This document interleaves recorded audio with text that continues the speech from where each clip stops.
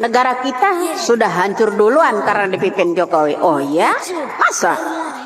Pertama, Anda berkata udah dihancurkan duluan, yaitu para mafia-mafianya ada di pertambangan. Kedua, ada di sektor perkilangan minyak. Ketiga, ada para mafia koruptor yang tidak pernah tercium oleh Bapak Jokowi selama ini bekerja sama dengan KPK. KPK-nya pun ikut mencuri emas batangan yang ada di Indonesia ini. Ya kan? Memang kehidupan Anda hancur sama Bapak Jokowi. Yang namanya usaha ilegal Anda, penyelundupan ke luar negeri yang tidak pernah tercium oleh Bapak Jokowi selama ini, termasuk yang namanya PT Garuda menyelundupkan Harley, menyelundupkan sepeda-sepeda antik. Itu yang membuat kehancuran bagi Anda semua. Itu yang harus dipikirkan.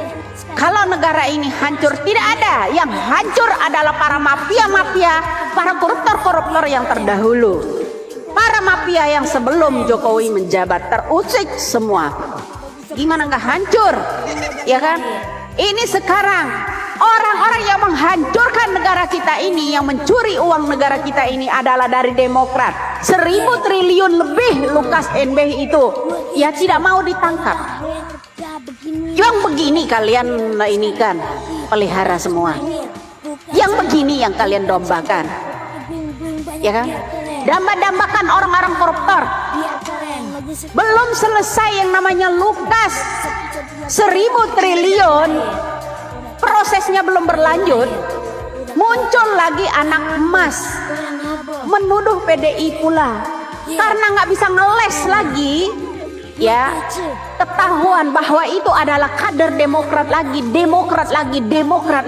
maka tanpa data menuduh bahwa anak emas adalah orang PDI Perjuangan. Itu yang membuat kehancuran. Itu orang-orang yang menghancurkan negara ini, maling yang selama ini udah keenakan, branded, kekayaan, gayanya elit. Dari umur 24 tahun Bilqis sampai yang tertua, masih banyak lagi. Ya kan? Itu yang membuat kehancuran kalian semua yang ada di Indonesia ini. Mencuri uang-uang rakyat ini tanpa kalian bela. Kalau kalian itu sadar membela negara ini, ayo dukung itu undang-undang penyitaan aset para koruptor. Bagaimana mau menyelesaikan hutang di negara Indonesia nih kalau duit-duitnya aja pada dimaling? Contoh itu, nggak kira-kira 1.000 triliun lebih itu yang di tangan Demokrat, yang namanya ketua DPP partai Lukas NB dari Papua. Mana dukungan Anda untuk presiden? Bapak Jokowi memang menghancurkan para mafia. Sadar itu, ya. Selalu bilang kehancuran buat para mafia yang selama ini 10% mendapatkan omsetnya dari ekspor ilegal, ya kan? Sekarang ada Basuki Cahayapurnama di situ, di bagian BUMN, bagian Pertamina, ya kan? Gimana nggak hancur kalian? Hiduplah yang jujur. Ya enggak? Kalau memang Anda itu pro rakyat, ayo monggo dukung itu, suruh kejar itu yang namanya para maling dari Demokrat yang selama ini. Juga para suap oknum suap menyuap masalah Hakim Agungnya Sudrajat Dimyati ketika diangkat oleh SBY sebagai Mahkamah Agung, juga Hakim Agungnya. Jual beli hukum tidak pernah tuntas. Juga SBY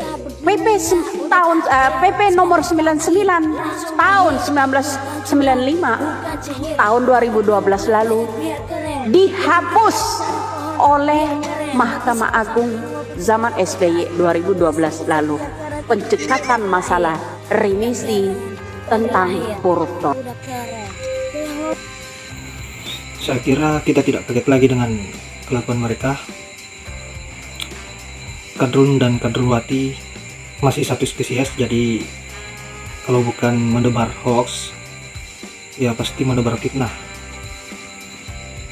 Saya kira hanya itu, dan terima kasih untuk Mbak Widya selalu mengkanter setiap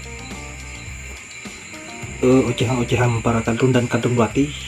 Tetap sehat dan dimudahkan rezekinya, dan saya akhiri dengan ucapan wallahul muwaffiq ila aqwamit thoriq. Assalamualaikum warahmatullahi wabarakatuh.